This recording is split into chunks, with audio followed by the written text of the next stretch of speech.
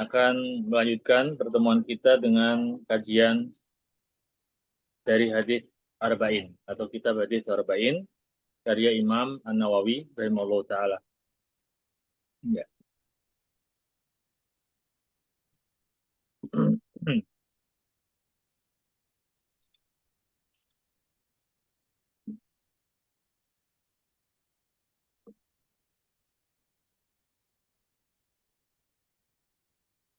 Kita masuk hadis yang kelima.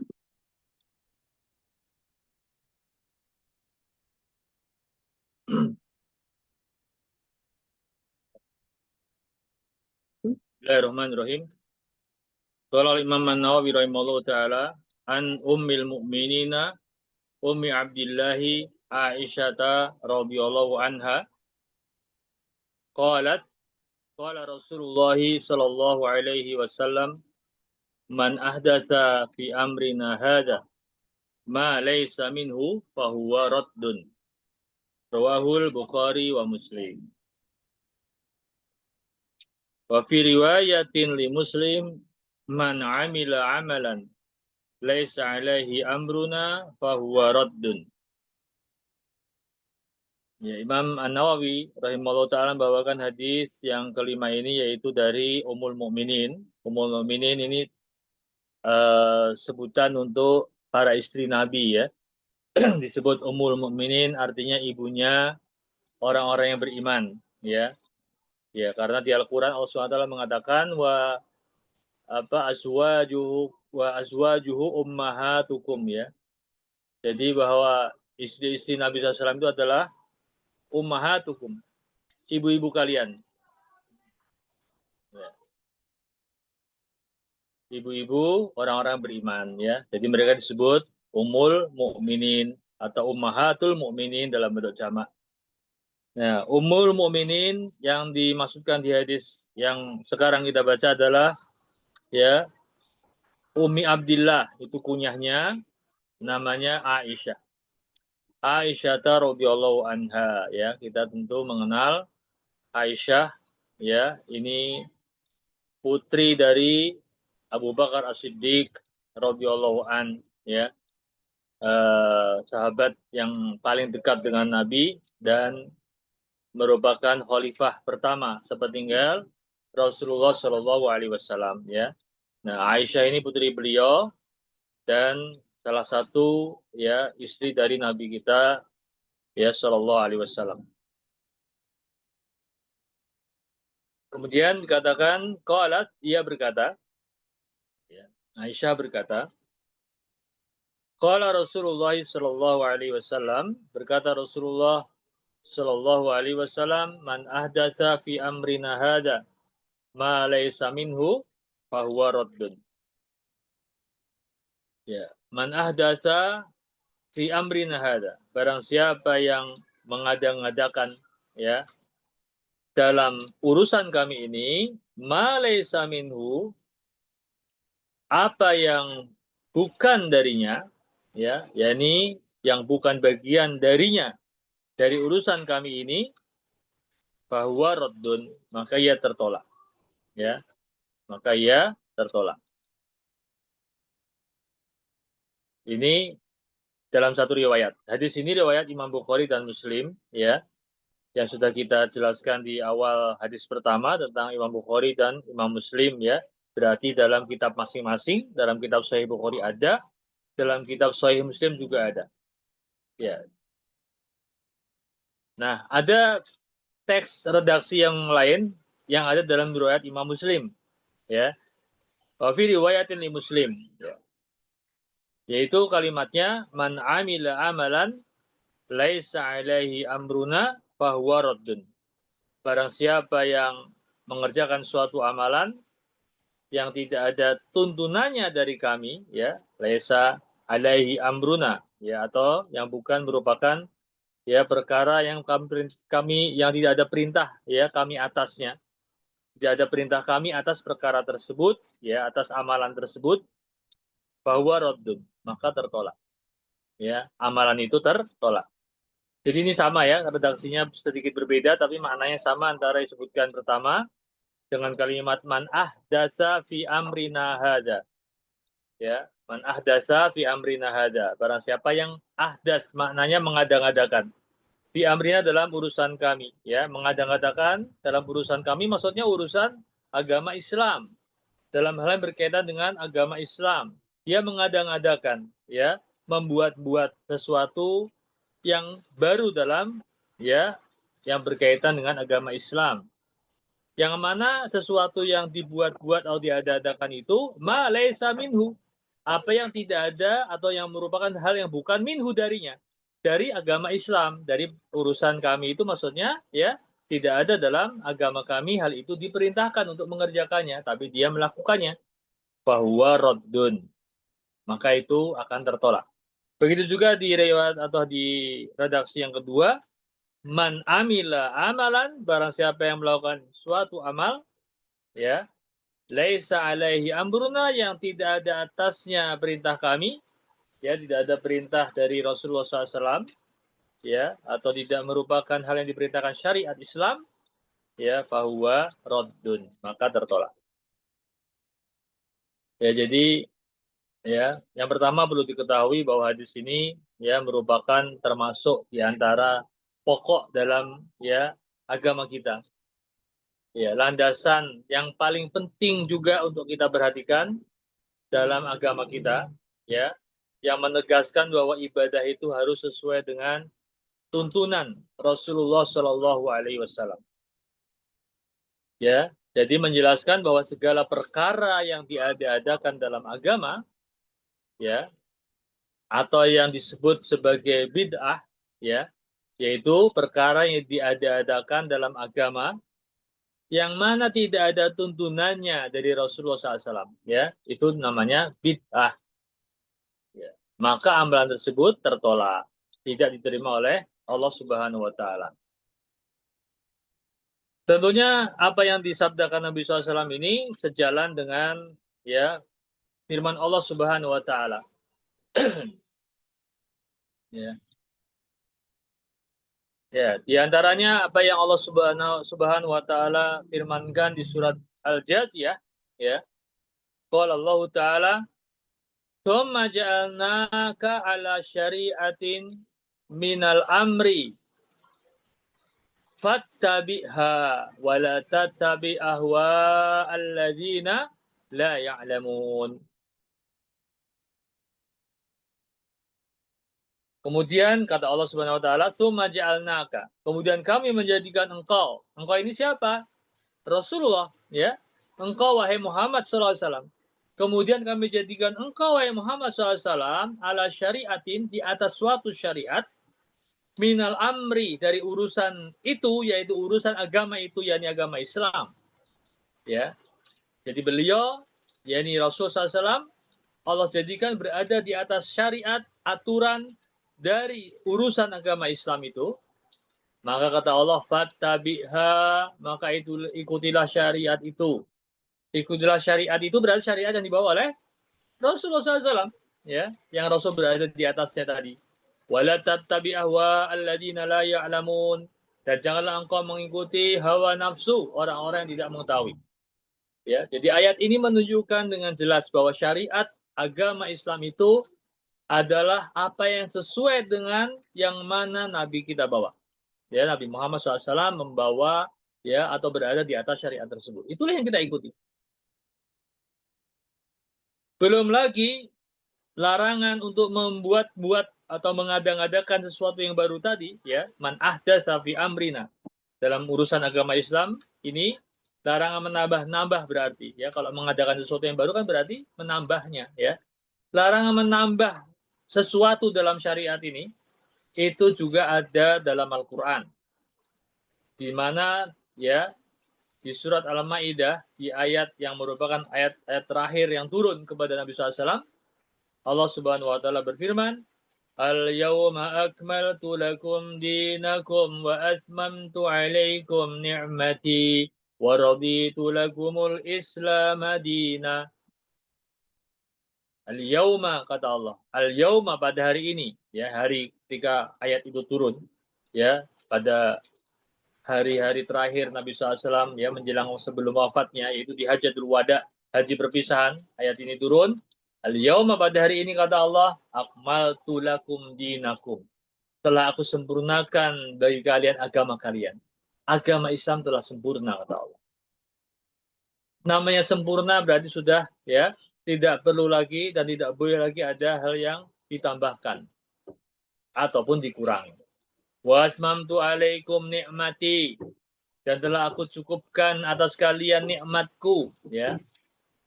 Nikmat yang Allah Subhanahu wa taala berikan kepada umatnya Nabi Muhammad SAW, ya, yaitu berupa hidayah, petunjuk kepada iman dan Islam, ya, hidayah, dan juga nikmat dengan diturunkannya Rasulullah SAW dengan membawa bimbingan, ya, agar umat ini bisa, ya, berjalan di atas cahaya bimbingan beliau, ya, sehingga tidak tersesat. Dan nikmat dengan diturunkannya Al-Quran sebagai pedoman hidup umat Islam. Wa raditu lakumul Islam madinah, dan telah aku ridho Islam itu sebagai agama bagi kalian. Ya, jadi sekali lagi ayat ini menunjukkan bahwa agama Islam sudah sempurna, ya, sehingga tidak butuh tambahan atau pengurangan. Ya, maka sebagaimana dalam hadis ini, man ahdatsa fi amrina hada. Jadi kalau ada yang menambah-nambah, mengadang-adakan sesuatu yang baru dalam urusan agama ini, fahuwa raddun, maka tertolak. Ya. Hadis-hadis lain yang senada dengan ini yang berkaitan dengan larangan melakukan hal yang baru dalam agama, ya, atau yang disebut dengan bid'ah, ya. Di antaranya adalah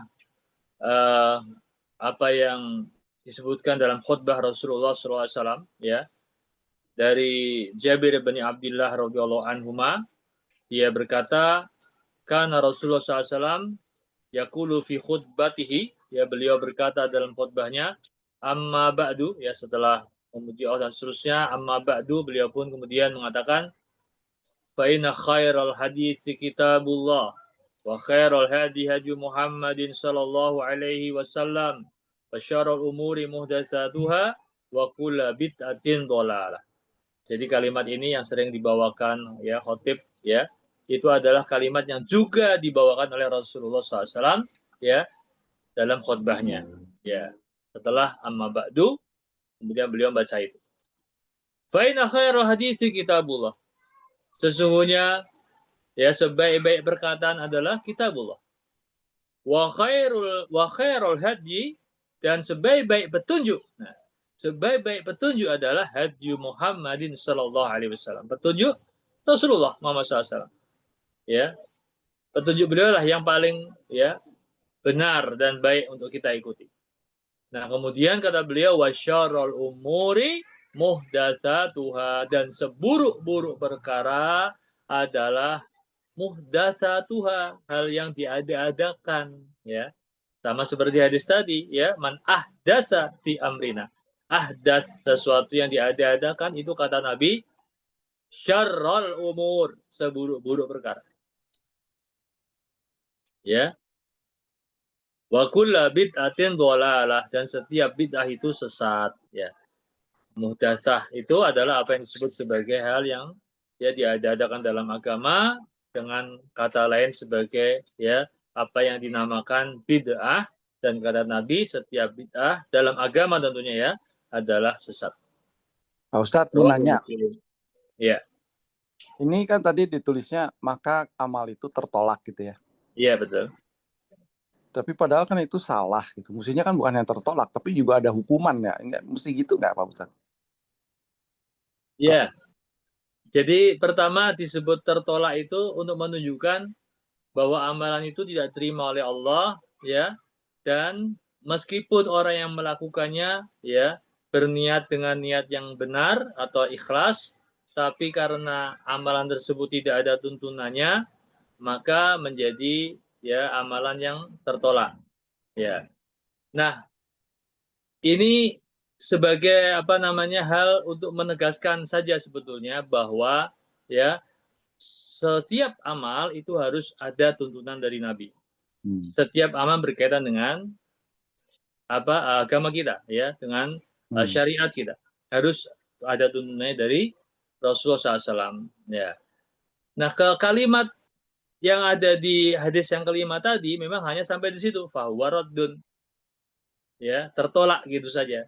Tapi di ayat di hadis yang barusan saya bawakan, yang ada di khutbah Nabi SAW, itu Nabi mengatakan wa syarrul umuri muhdatsatuha wa kullu bid'atin dhalalah. Nah, ada kata itu. Dan setiap kebid'ahan itu adalah sesat. Nah, terus di riwayat lain ada kalimat wa kullu dhalalatin finnar, dan setiap kesesatan itu berada di neraka. Jadi otomatis ya, Ya. perbuatan tersebut adalah perbuatan yang ya tidak diterima, dan itu bahkan dikatakan perbuatan sesat, dan karena itu kesesatan maka itu bisa mengantarkan pelakunya ke dalam api neraka. Gitu Mas. Baik, baik. Ya, Oke. Ya, ya gitu ya. Nah, kita ya. lanjutkan. Jadi penting ya untuk kita ingat kembali dari hadis yang pertama tentang niat dalam melakukan sebuah amal, ya. Yang mana niat itu harus semata-mata karena Allah. Ya, kemudian hadis yang kelima ini berkaitan dengan, ya, jadi kalau hadis yang pertama menunjukkan bahwa amal diterima ya kalau niatnya ikhlas. Sedangkan hadis yang kelima ini amal diterima kalau sesuai dengan tuntunan Rasulullah SAW. Maka kedua hal inilah yang menjadi dasar pijakan dalam beramal. Bahwa hadis pertama tentang niat dan hadis kelima ini menjadi tolok ukur ya diterimanya amal. Jadi amal itu diterima kalau pertama ikhlas karena Allah, yang kedua kalau sesuai dengan sunnah Rasulullah Shallallahu Alaihi Wasallam. Ya, nah itu makanya ketika Al-Fudail bin Iyad rahimahullah taala ya menjelaskan tentang ayat di surah Al-Mulk, alladzi khalaqal mauta wal hayata liyabluwakum ayyukum ahsanu amala. Ya, Allah Subhanahu wa taala ya yang menciptakan hidup dan mati, ya, kehidupan dan kematian untuk menguji kalian. Siapa di antara kalian yang ahsanu amala, yang paling baik amalnya? Maka amal yang paling baik itu yang bagaimana? Kata Fudail bin Iyad rahimahullah taala, yaitu amal yang ayyakuna ikhlasan wa ayyakuna sawaban. Amal yang ikhlas dan amal yang benar.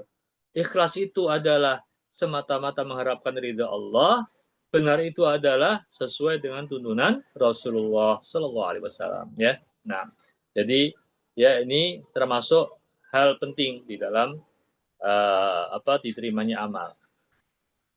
Kemudian yang perlu kita perhatikan bahwa ya sekali lagi ini adalah dasar pokok Islam yang agung ya, yang berkaitan dengan hadis kelima ini. Ya, kemudian di antara hikmahnya ya, ya sesuai dengan apa yang kita baca dari dalil-dalil tambahan tadi ya, dari ayat Al-Quran maupun hadis yang lain, maka kita akan dapatkan kesimpulan dan hikmah. Yang pertama bahwa agama Islam itu sudah sempurna. Agama Islam sudah sempurna, tidak butuh tambahan baru, bahkan tidak boleh menambah-tambah lagi dalam agama ini. Yang kedua bahwa amalan diterima hanya jika ikhlas dan sesuai tuntunan Rasulullah SAW. Yang ketiga bahwa bid'ah dalam agama itu tertolak meskipun niatnya baik, ya. Ya. Dan ada kaidah fikih yang penting untuk kita bisa menimbang dalam hal yang berkaitan dengan suatu amalan itu diterima atau tidak, ya, benar atau salah. Kaidahnya itu adalah al-asru fil ibadati at-tawakkuf illa ma sabata bin nas. Ya. Al-aslu fil ibadah, asal hukum asal ibadah itu tawakuf. Ya, maknanya terlarang. Ya, asal ibadah itu terlarang. Artinya kita nggak boleh membuat ibadah, ya, kecuali illa masabata bin nas, apa yang ada dalilnya, yang nas menetapkan dalilnya. Jadi ibadah itu harus disertai dalil. Kita mengamalkan suatu ibadah itu harus ada dalil, apakah dari Al-Quran, apakah dari Sunnah Rasulullah SAW, ya. Nah, itu baru boleh. Kalau tidak ada, nah kembali ke hukum asalnya. Kalau nggak ada dalil, hukum asalnya apa? Terlarang, ya, haram, nggak boleh. Nah, ya, jadi itu dalam masalah ibadah kaitannya begitu ya. Berbeda dengan kalau itu kaitannya dengan masalah muamalah ya, atau hal yang berkaitan dengan selain ibadah, ya. Jadi sekali lagi kalau al-aslu fil ibadah itu at-tawaqquf, ya, sehingga tidak boleh kita ya melakukannya tanpa ada dalil. Nah, sementara al-aslu fil adati wal muamalati al-ibahah. Al-aslu fil adati wal muamalati al-ibahah.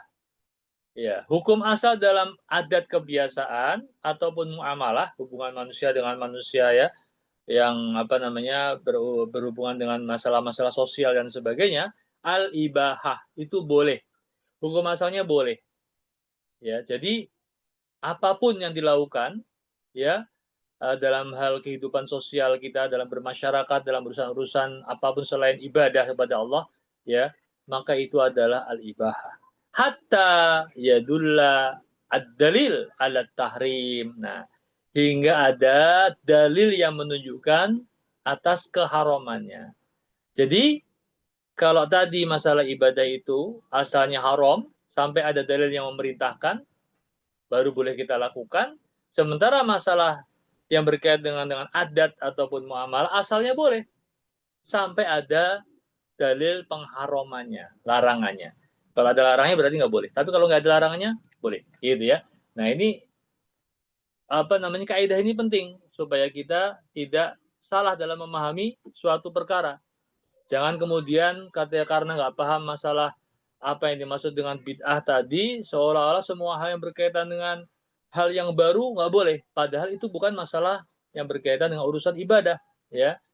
Sehingga orang kadang-kadang, ya, karena tidak atau karena menolak anggapan bahwa bid'ah itu terlarang, ya mereka membuat contoh-contoh banyak hal yang baru zaman ini kok nggak apa-apa ya misalnya sholat pakai speaker. Nah, itu speaker berarti bid'ah dong, kan nggak ada zaman dulu.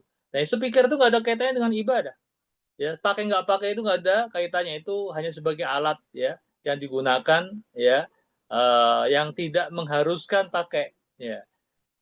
Ya, jadi kalau bid'ah itu kalau itu masuk dalam apa namanya lingkup ibadahnya, misalnya sholat sholat subuh itu kan 2 rakaat kok dia tambahin jadi 4 rakaat misalnya. Wah ini jelas ya itu sudah ya menambah-nambah ya apa yang berhubungan dengan syariat kita. Atau mungkin ditambah ya apa namanya apa waktunya jadi tidak 5 kali dalam sehari, atau mungkin ya bacaannya diganti-ganti dengan yang sesukanya ya, atau mungkin gerakannya. Nah itu hal-hal yang kalau sudah masuk urusan berkaitan dengan ibadah, maka tidak boleh kecuali ada tuntunannya dari Rasulullah SAW. Tetapi, kalau hal-hal yang baru itu dalam masalah urusan dunia, artinya hal yang berhubungan dengan adat istiadat, ya, ataupun kebiasaan ya sehari-hari seperti makan, minum, pakaian, teknologi, dan sebagainya, hukumnya mubah, ya, selama tidak ada larangan. Pesawat terbang itu dulu nggak ada ya, sekarang nggak ada ya nggak apa-apa, itu nggak ada urusan dengan ibadah, itu hal yang berkaitan dengan alat-alat teknologi transportasi yang selama tidak ada hal yang mudorot larangannya ya nggak apa-apa ya. Jadi sekali lagi ya kaidah ini ya penting untuk kita perhatikan bahwa ibadah terlarang sampai ada dalil, muamalah boleh sampai ada larangan ya. Nah ini yang bisa kita dapatkan faedah dari hadis yang kelima ya. Intinya kita harus berhati-hati, jangan sampai terjatuh pada perbuatan bid'ah ya, yang mengada-ngadakan sesuatu dalam urusan agama kita ini ya. Jadi cukup kita beragama ini dengan tuntunan dari Nabi kita SAW ya, bukan dari ya hal-hal yang ya baru dari yang diajarkan oleh orang-orang setelah beliau ya. Baik, sampai di sini. Barangkali masih ada pertanyaan? Ya, tadi Pak Bima sudah jelas yang dimaksudkan, dan kalau nggak ada, kita cukupkan sampai di sini ya. Ya, jazakumullah khair Ustaz. Pertanyaan silakan. Ibu, Bu Reni, Pak Budi, Pak Bima, Bu Maya silakan. Sudah saya. Udah. Udah tadi. Ya. Baik, Ibu sekalian, ya mudah-mudahan sudah cukup jelas ya penjelasan yang kita bawakan tadi. Ya, nanti ya biasa kalau memang masih ada yang masih kurang jelas bisa ditanyakan di pertemuan berikutnya. Ya, kita tutup aja ya. Wallahu ta'ala wa'alam. Subhanakallahumma bihamdik, asyhadu an la ilaha illa anta, astaghfiruka wa atubu ilaik. Assalamualaikum warahmatullahi wabarakatuh. Waalaikumsalam warahmatullahi wabarakatuh. Makasih Pak Ustadz. Makasih Pak Ustadz. Barakallahu fikum. Ustadz, Ya, apa? Itu mau maulid, namanya merayakan saya ada pertanyaan. merayakan ulang tahun ya.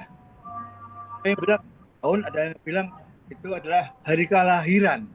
Kalau ulang tahun kan apa namanya istilahnya?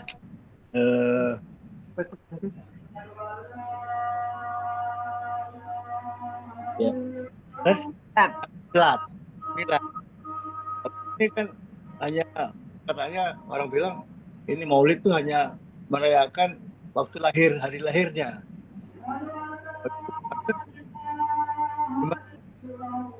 Putus.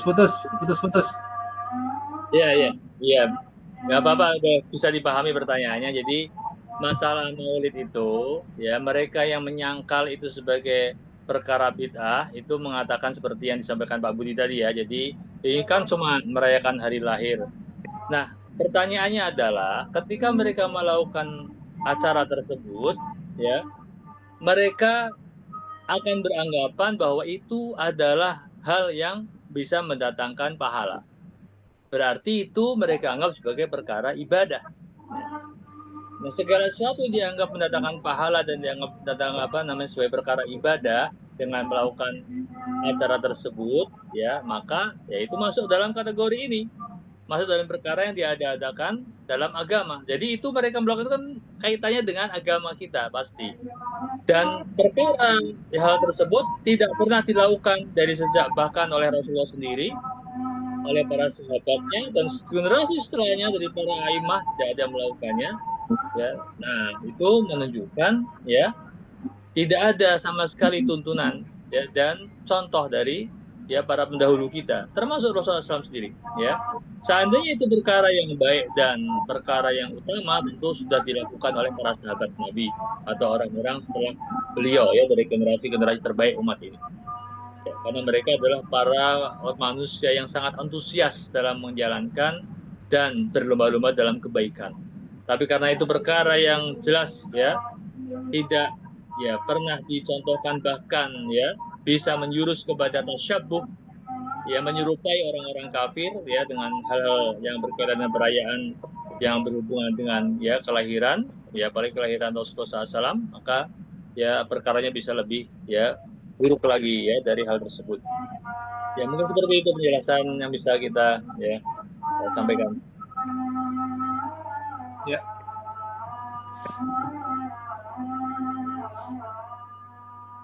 Nggak masuk suaranya. Kenapa, Bu? Terima kasih Pak Ustadz. Terima kasih Ustaz. Ya. Ya, sama-sama. Ya, baik, cukup ya. Ya. Ya, udah kita tutup tadi. Oke, kita tutup lagi aja. Subhanakallahumma bihamdik, asyhadu an la ilaha illa anta, astaghfiruka wa atubu ilaik. Ya, Bapak Ibu sekalian, saya pamit. Assalamualaikum warahmatullahi wabarakatuh.